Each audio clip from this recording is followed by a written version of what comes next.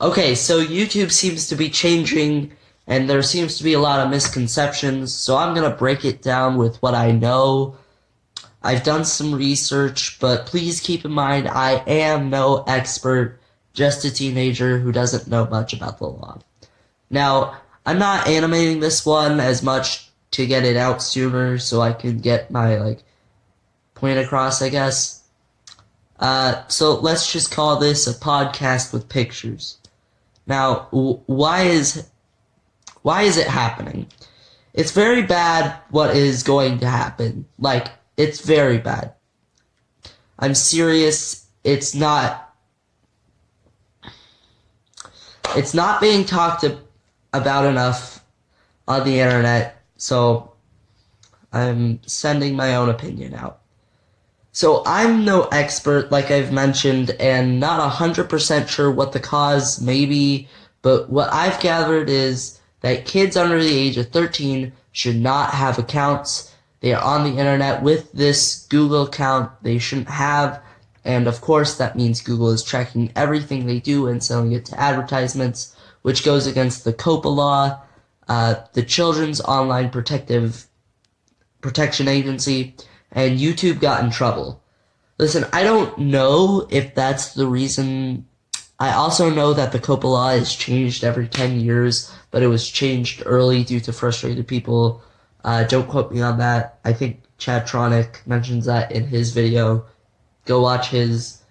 Now, what is happening?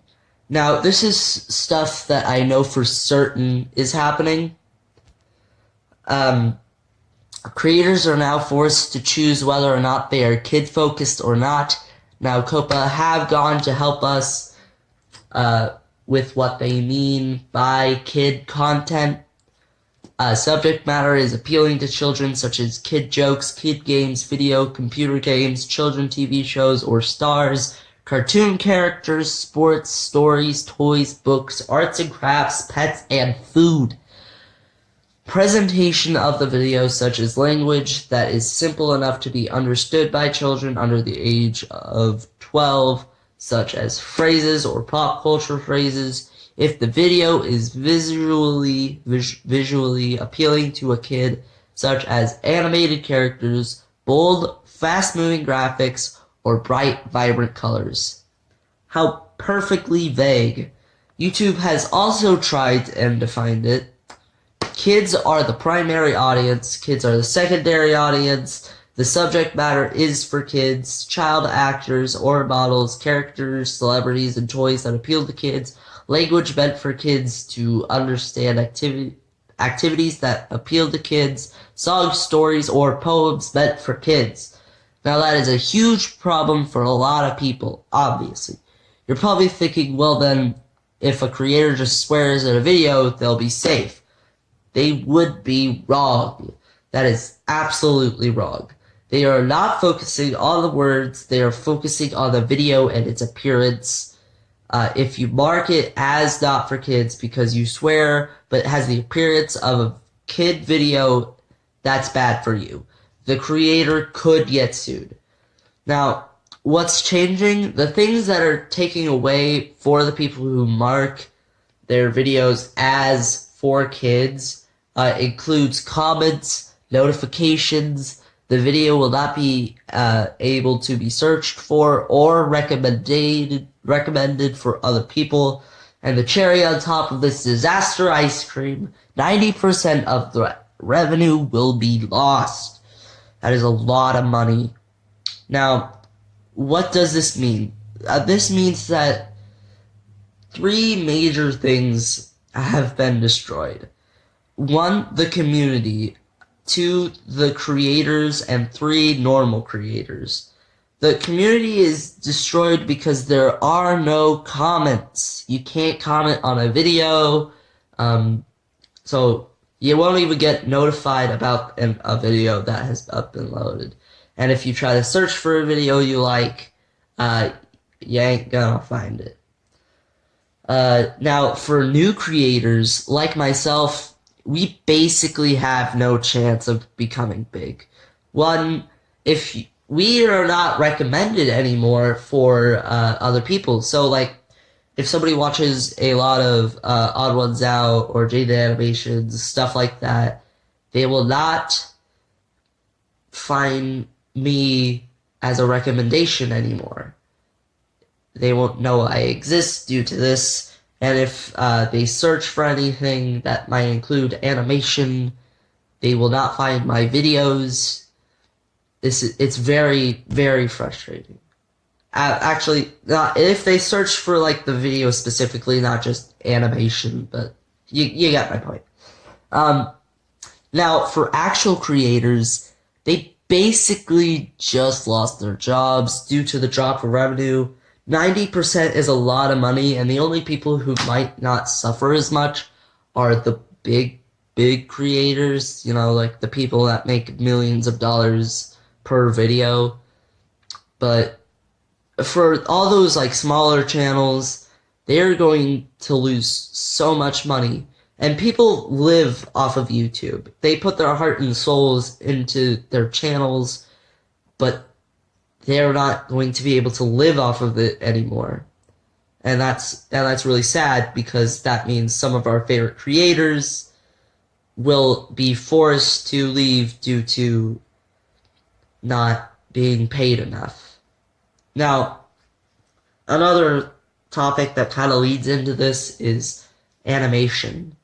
Now, it really worries me. The animators are in the deepest of lows when this comes into effect. One animation takes a stupid long time, so they already aren't making as much money as they could if they uploaded daily. With the drop in prices, I'm afraid our beloved animators will be forced to close down for good due to money. And though the Odd Ones Out, Jane Animations, Something Else YT, the Amazing, all the animators, they will not be able to make as much money as possible because they are animations. Like, even though they're not meant for kids, kids still will watch them, and since they're animations, the FTC and COPPA and stuff will think they are for kids. And that's the frustrating part, because they're not for kids, they're for everyone. Kids aren't the only ones who watch animations. I forgot to mention that if you don't comply and mark your videos wrong, you could get sued.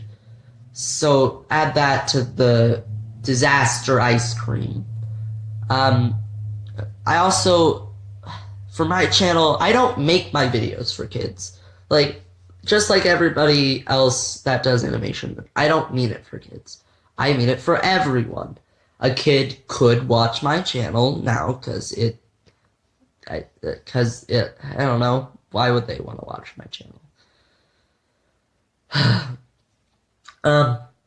But since my chances of getting big are very slim, will I stop? No.